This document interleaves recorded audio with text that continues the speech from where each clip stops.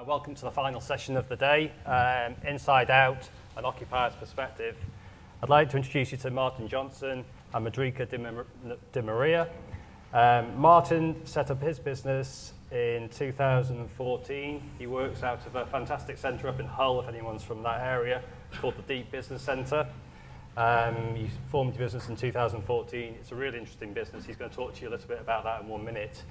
Mudrika set up her business in 2011, and again it's based in London, but it works out of the centre called the Kinetic Business Centre, again another fantastic centre down here. What I'd like you to do when you listen to what they have to do and when they talk to you about their journey and their experience and how their operators have helped to support them as the business has developed over the last few years, just to have a think about what questions you may want to ask them. Because I'm really keen in this last session that you take something away from it and maybe think about, as you listen to their experience, how you could potentially adapt your offer and think about how you can improve the experience for your customers, listening to what they said, some of their successes and some of the things that they would like to see happen in the future. So, Martin, Mudrika, are you going to go first? Yeah. Yeah, great. We have a company called Investment Mastery. We're based in the Kinetic Business Centre at the moment. What we teach, we actually run workshops and seminars on teaching people how to trade in the stock market. That's stocks and forex. So when we were looking for a space, it was very unique because we were really looking for where can we run our workshops. It wasn't easy to find a space that would do everything that we wanted to do. We used to run our workshops up in hotels before and had a small office space. So when looking in our area, we were very much thinking, how can we have something that's flexible? So I basically went to the area that we were in and just sent emails to a whole bunch of people. And I got about 3 responses back from about 10 places that I'd sent emails to. And the Kinetic was one of them. So I'm a strong believer how you do anything is how you do everything. So if they were efficient, that meant that that was the centre I wanted to be in. So I went and saw the 3 centres. And for me, what was very important was meeting, I think it was Camilla at the time, and we walked around and so accommodating. We saw Regis, we had a couple of others. Again, very great to show around and things, but when I was going, okay, I need a room, we want to do a workshop, it's going to be about 25 people in the room, we need Wi-Fi, they need to have a computer each, but we only need it at the weekends, the tables need to be small, that we know I don't want to pay too much for the space because it won't be used at the weekend, it will only be used at the weekends and not the weekdays. Not a problem. So it was, for me it was really great to have that flexibility. I wasn't looking for a room with, just 2 desks basically and starting from there. And the 2 reasons I selected the Deep Business Centre run by Freya, who was with me today, was, I think the first reason was location. It was a great location in the city and it was the only one of the 3 business centres I was looking at which had a car park. Now I know that sounds really, really basic, but it's a real attraction when there's on-site parking for myself, my staff, and more importantly my customers. The others didn't have an on-site car park, which instantly put me off. And I think so the location was right, it felt right. Secondly, it was Freya. And I think the common thing we're both saying here is, I think the other people I spoke to tried to work me into a space and justify why that space could work for me as a business, whereas Freya instantly worked the space around me. We were talking about removing walls and putting sliding doors in and boxing off the corner to do meetings with, and instantly the answer I got was, yes, we can do that, no problem. We've heard a lot today about services and what the services are important for us to provide as operators, and we've also heard a lot about trying to improve the experience for the occupiers, but also the customers that come into the buildings.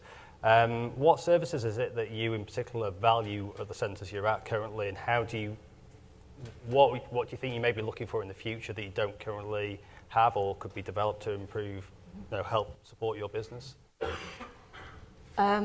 Location has been really important. Car park. the flexibility of the meeting rooms, because the Kinetic has a training room and 3 other meeting rooms. So when we are running an event, we have our own training room, which is our space, but we rent 2 more of the other rooms to do breakout sessions, to do sales and consultations. So having that has been brilliant. Coffee shop, it's just easy. So it's great to have that. Really well fitted kitchens. So yeah, it's been great and very supportive. Again, we run our workshops at the weekend, but the centre's closed. So that was something when we first went in. Can we use your centre at the weekend? And it was something different. It wasn't something that they already did. However, they were very accommodating to do so. Obviously there's rules around making sure the doors are closed and this, that, and the other. But the fact that we can use the centre at the weekend is amazing. Yeah. Can I just ask a question before I answer this? How many people in the room would say they run a business centre where the majority of your occupants are small companies, there are startups in themselves? Just a show of hands.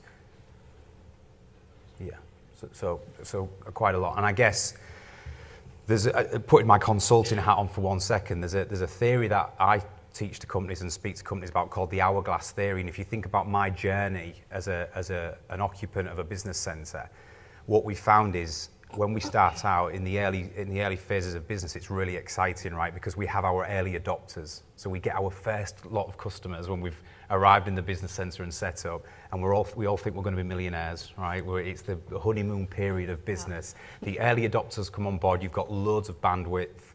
You don't have many people. It's all manageable and it's really exciting. And then we have the scaling up period. So after the honeymoon period's over, we have the scaling up period where we start adding more customers. If you think about, I call it the hourglass theory, because if you think about an hourglass and we're putting grains of sand in the top, and each grain of sand is a customer. So as it fills up to the first level of early adopters, the hourglass is wide at the bottom and we're still going forward. As we go to the scaling up period and more customers come in the top, we start to squeeze on bandwidth, on costs. We've now got a team of people we've got to manage. And then as we fill it up even further and we start growing fast and we reach the next level, we call this the plateau of productivity. So for us as a new business, the honeymoon period is well and truly over, and we start to really creak a little bit in terms of the rate of growth. And then when you reach the apex of the hourglass and you get to the final stage, it's called the sustainability threshold. Now, at that point, the reason you reach the middle of the hourglass, the sustainability threshold as a business, is because we've grown fast, but our people, process, and technology has not matured as quick as the business has. So what the business centre done for me, we went from a standing start, myself with a computer in a box room on day 1 18 months ago, to 3 million in turnover at the end of this month. And the reason we've been able to do that is because the business centre setup for me takes care a lot of the process and technology side of things, which allows me to focus on my customers, my people. So the thing I valued the most, to answer your question, in the early days is that if as a business centre you can get really unique at offering services and support around the process and technology that businesses need in those early days, freeing me up to focus on my people and my customers, I can not reach that apex. I can actually widen the hourglass and push on through with growth. And I've got to say, at the Deep Business Centre in Hull, they go above and beyond for us in terms of process and technology, any support they can give us. So I think that's what I valued, in the early days a lot. Okay, thank you. If you could ask for something less to be done in a business centre, so maybe something that as a small business or a growing business that you go, oh God, really, again? What would it be? Yeah, good question. I guess my initial response on that, and Freya's probably knows exactly what I'm about to say, because I'm not the easiest customer in a business centre at times. I think for a business centre, for me, what you provide, I value it when not everything is connected to an invoice or a cost. So I want to see as a customer that not everything is connected to your own personal gain. Like if I want to book out a meeting room, but I'm going to be 10 minutes, is that something that can be flexible? Do you have to charge for meeting rooms at all if we're going to add extra value elsewhere and charge for those services? So I think the balance between having to pay for everything from hiring a franking machine out to booking a meeting room, I think is really, really important. And I can definitely say the deep get that right as well, because the tendency is to charge for everything. £5 here, £10 an hour here, £16. And it's all little things, but when you're trying to run a business and it's relentless, it sometimes gets a bit demotivating, if that makes sense. I mean, I would comment on that also in the sense of, you know, it would be a really good idea if you guys regularly had meetings with us once a year, once every 2 years, you know, or just to see what's going well and what isn't going well. Because sometimes when you're running a business, you know, we grew from 3 to 17, you know, in a space of 3 years. We moved 7 times within the Kinetic, you know, it was a nightmare.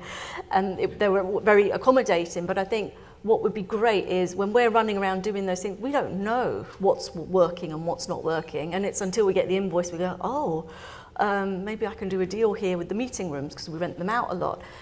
But I wouldn't think that until I get the invoice, and then I don't feel nice about it. So I think maybe just some communication once a year, a nice coffee, what's going well, what isn't going well, what can we help you on, I think would be very valuable.